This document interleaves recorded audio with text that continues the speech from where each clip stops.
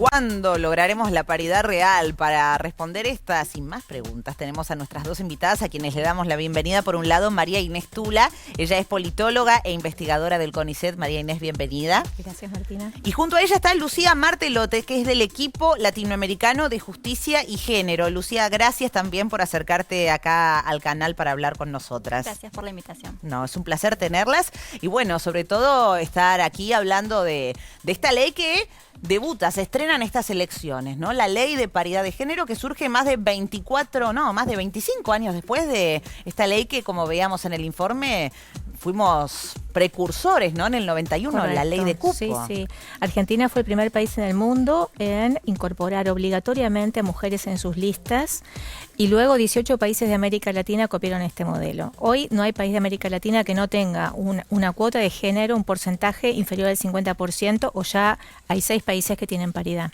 Pero evidentemente esto, si bien nos sirvió para marcar un poco ahí el camino, no fue suficiente, ¿no? Les pregunto a ambas, porque 26 años después surge esta posibilidad de esta nueva ley de paridad. Con la ley de cupo, corríjame si me equivoco, pero de repente era normal que de repente asumiera una mujer electa y que después se tomara licencia y fuera reemplazada por un varón o sí, renunciara, correcto, ¿no?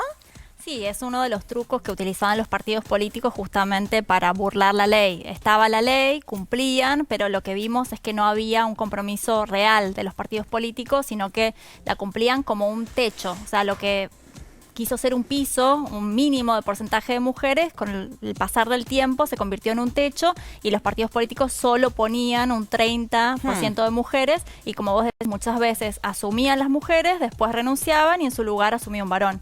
Y digo, con esta nueva ley, estoy con el de repente hoy, se me pegó. Con esta nueva ley, ¿podemos alcanzar la paridad? ¿Alcanza? ¿Es suficiente?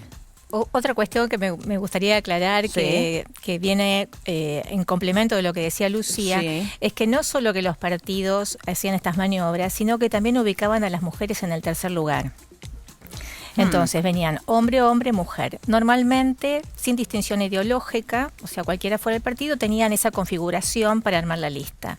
Por lo tanto, hoy la paridad lo que ofrece es a la mujer, en el peor de los casos, ir en un segundo lugar y mejorar sus chances electorales.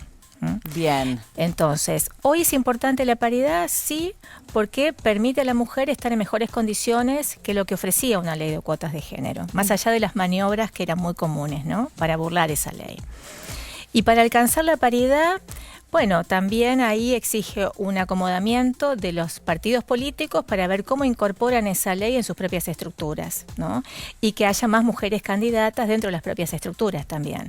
Sí, porque pareciera que es una iniciativa muy resistida, ¿no? ¿Cuáles son algunos de los argumentos típicos? Bueno, está este de que no entren por la fuerza, que entren por la capacidad, ¿no? Que está esta creencia, sí, y este argumento. Los mitos, sí, y lo que vos decís. Yo creo que es necesaria la ley de paridad, pero todavía no es suficiente. Hay que seguir transformando la cultura de los partidos políticos, porque lo que dice la paridad es que tienen que ser el 50% de las mujeres. Sí. Pero como decía Marina, generalmente lo que seguimos viendo, y como mostraba el informe, es que 8 de cada 10 listas siguen estando encabezadas por varones.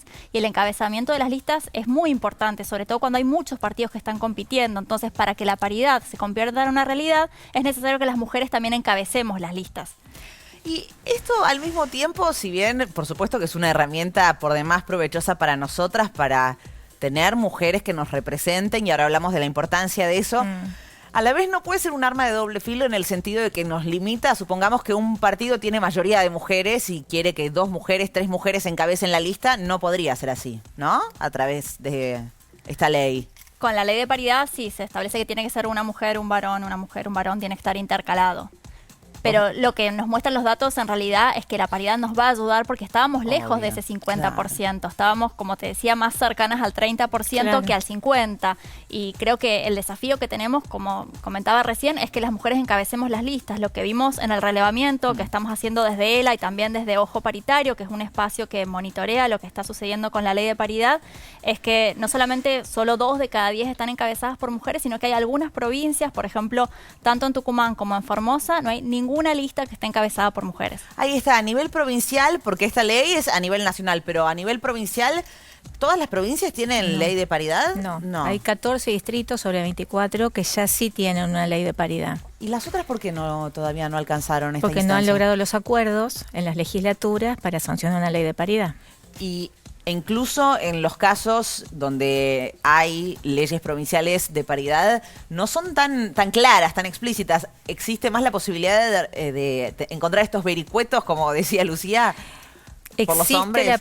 O sea, es un poquito más complejo en realidad, ¿no? Porque la ley opera en un contexto donde también es importante el sistema electoral. Si el sistema electoral no ayuda, entonces ahí hay menos posibilidades también de que se incorporen mujeres. Pero en complemento con lo que decía Lucía, me parece importante también destacar el hecho de que los partidos, tiene que ver con cómo los partidos vieron a esa ley de cuotas en un principio y por qué la paridad es más importante. Porque los partidos tomaron a ese piso mínimo como un máximo. El mínimo de 30% de la ley del 91. Exactamente, pudiendo aumentar ese piso, no lo hicieron estos 25 años. Claro, hicieron lo mínimo que les pedía la ley. Exactamente, lo que decía la ley únicamente para poder oficializar la lista, ¿no? Ahora estamos alcanzando un 50-50, todavía estamos lejos de ser mayoría, una posibilidad que tenían y que siempre tuvieron los hombres. Totalmente, sí. Pero bueno, ¿podría existir una instancia donde esta posibilidad exista? Y habrá que ver cómo se va adaptando, ¿no? Hay que ver cómo se van adaptando los partidos políticos, también los tribunales electorales, que son los que tienen que garantizar el cumplimiento de la ley, es decir, que se cumpla esa ley, y también me parece importante avanzar hacia otros poderes, ¿no? Es decir, no solamente hacia las legislaturas, sino también avanzar en la paridad, en lo que implica el Poder Judicial y el Poder Ejecutivo, en los cargos del Ejecutivo. Claro, eso es bastante más complejo, ¿no? La idea es avanzar hacia esos otros aspectos también. ¿Y cómo podríamos explicarle a quienes nos están viendo del otro lado, te pregunto a vos, Lucía, e incluso a María Inés, de la importancia de que haya mujeres en el Congreso y también en el Parlamento del Mercosur que nos representen? ¿Por qué es importante esto? Bueno, creo que es fundamental que haya más mujeres porque eso implica mayor pluralidad de voces, ¿no? Que la democracia es representativa y que es un reflejo de la sociedad a la cual pretende representar. Y un ejemplo de esto es lo que ha pasado desde la incorporación de más cantidad de mujeres a partir de la ley de cupo, y hemos visto que más mujeres en el Congreso ha significado también la ampliación de la agenda legislativa y de los derechos que se han ido sancionando, desde la ley de educación sexual integral, la ley de violencia de género, un montón de leyes que tienen que ver con conquistas de derechos que vienen de la mano de más mujeres en lugares de poder. Claro, básicamente que haya mujeres que estén ahí representándonos y poniendo en agenda nuestras problemáticas, nuestras necesidades, algo así sería. Totalmente, es eso. Y sin embargo, ¿cómo se explica que en este contexto, con esta ley que, corríjanme también si me equivoco, pero entiendo que fue apoyada y votada por todas las mujeres de todos los bloques? Rara vez pasa que todos los bloques apoyan una ley. ¿Cómo puede ser que en este contexto no ideal, pero sí mucho mejor que el de hace algunos años, haya una sola precandidata mujer en las elecciones presidenciales de este año? ¿Cómo puede ser eso? ¿Cómo lo explicarían ustedes, por lo menos, su opinión? No, yo creo que tiene que ver con transformaciones culturales y con que todavía los partidos políticos siguen siendo bastante patriarcales y machistas, y entonces no tienen la obligación, la ley de paridad no te obliga en las fórmulas presidenciales a los ejecutivos. En los ejecutivos que haya candidatas mujeres. Entonces eso tiene que ver con la voluntad y el compromiso explícito o no que tienen los partidos políticos, y de hecho esta es una muestra.